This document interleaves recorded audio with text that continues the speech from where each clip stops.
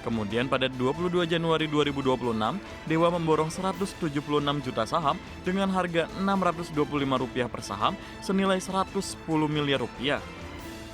Aksi buyback dilanjutkan pada 28 Januari 2026.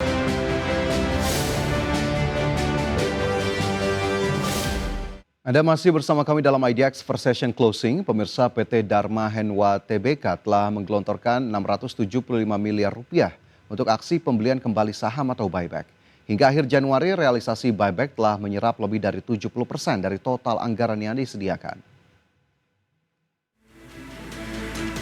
PT Dharma Henwa Tbk atau emiten berkode saham Dewa telah menggelontorkan anggaran sebesar Rp675 miliar untuk aksi pembelian kembali saham. Dana tersebut digunakan untuk membuyback sebanyak 1,19 miliar lembar saham. Aksi buyback dilakukan sejak 10 Desember 2025 hingga 30 Januari 2026. Alokasi tersebut telah menyerap 71,10% dari total anggaran maksimal Rp950 miliar. Pembelian kembali saham dilaksanakan dengan harga rata-rata Rp566 per saham. Seluruh aksi buyback dilakukan dalam 7 kali transaksi. Pada 10 Desember 2025, perseroan menyerap 372,09 juta saham dengan harga Rp430 per saham senilai Rp159,99 miliar. Selanjutnya pada 6 Januari 2026, Dewa membuyback 418,6 juta saham dengan harga Rp645 per saham senilai Rp269,99 miliar. Pada 19 Januari 2026, perseroan membeli 76,33 juta saham dengan harga Rp655 per saham senilai Rp50 miliar. Kemudian pada 22 Januari 2026, Dewa memborong 176 juta saham dengan harga Rp625 per saham senilai Rp110 miliar.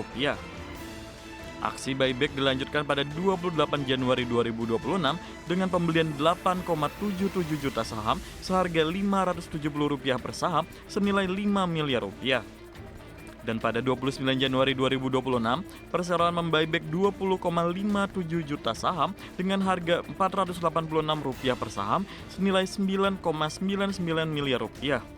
Terakhir pada 30 Januari 2026, Dewa membeli 126,12 juta saham seharga Rp555 per saham senilai Rp70 miliar. Pada 3 Januari 2026, saham Dewa menguat 65 poin atau 14,13% ke level Rp525 per saham. Namun sejak awal tahun, saham perseroan masih tertekan 225 poin atau 30% dari level Rp750 per saham. Tim Liputan IDX Channel.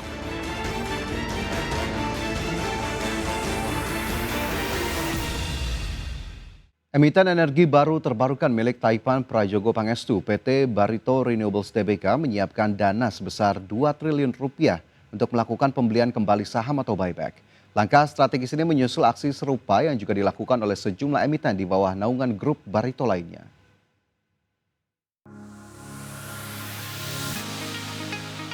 Manajemen PT Barito Renewables Tbk atau BRAN mengumumkan rencana buyback saham dengan skema tanpa rapat umum pemegang saham atau RUPS. Dana sebesar Rp2 triliun telah disiapkan termasuk biaya transaksi dan perantara perdagangan yang akan dikelola oleh BNI Sekuritas. Periode aksi korporasi ini dijadwalkan berlangsung selama 3 bulan ke depan, terhitung sejak 4 Februari hingga 3 Mei 2026. Manajemen menegaskan bahwa buyback ini tidak akan memberikan dampak negatif terhadap kegiatan usaha maupun arus kas perseroan. Langkah ini justru diharapkan dapat memberikan fleksibilitas untuk mencapai struktur permodalan yang lebih efisien serta menjaga stabilitas harga saham di pasar. Sebelumnya, emiten Panas Bumi ini juga pernah melakukan aksi serupa pada Maret 2025 dengan alokasi dana yang sama besar yakni Rp2 triliun. Adapun pengumuman ini direspon positif oleh pasar, di mana harga saham BRAN terpantau menguat 1,22% ke level Rp8.325 per saham pada Rabu siang. Langkah buyback BRAN juga dilakukan serentak dengan emiten Prayogo Pangestu lainnya seperti BRPT, Chandra Asri, dan Petrindo Jaya Kreasi. Sinergi aksi korporasi di lingkungan grup Barito ini dinilai sebagai upaya konglomerasi dalam memperkuat kepercayaan investor terhadap prospek bisnis jangka panjang mereka. Berbagai sumber IDX Channel. PT Wijaya Karya Tbk melaporkan adanya permohonan penundaan kewajiban pembayaran utang atau PKPU terhadap anak usaha serta perubahan peringkat obligasi oleh lembaga pemeringkat. Meski demikian, manajemen menegaskan perkembangan tersebut tidak memberikan dampak signifikan terhadap kinerja keuangan dan operasional perseroan.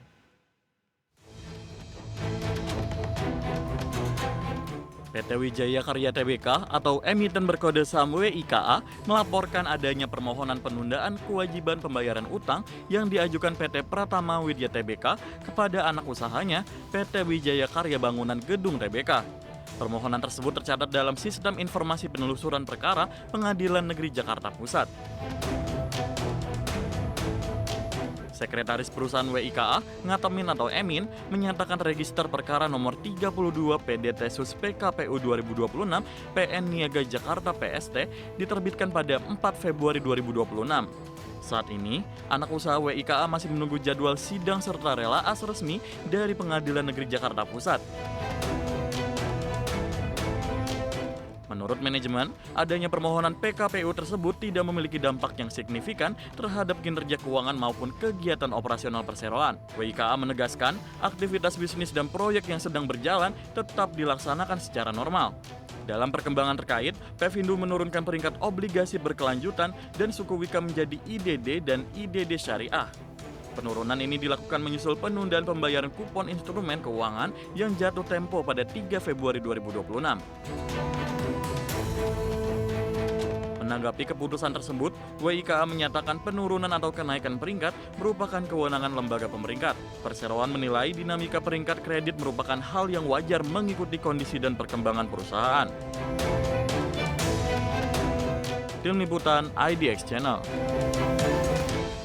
Badan Pengelola Investasi Danantara bersiap melakukan peletakan batu pertama pembangunan pabrik baja pada bulan depan dengan kapasitas produksi mencapai 3 juta ton per tahun.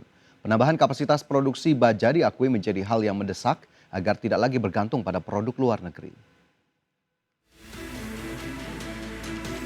Badan Pengelola Investasi Danantara bersiap melakukan peletakan batu pertama pembangunan pabrik baja di sisi hulu pada bulan depan dengan kapasitas produksi mencapai 3 juta ton per tahun.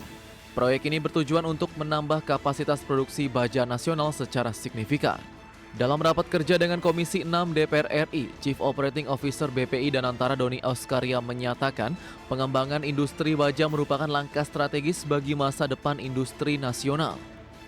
Pasalnya kebutuhan baja di dalam negeri saat ini masih didominasi oleh produk impor, sehingga penambahan kapasitas produksi menjadi hal yang mendesak agar tidak lagi bergantung pada produk luar negeri.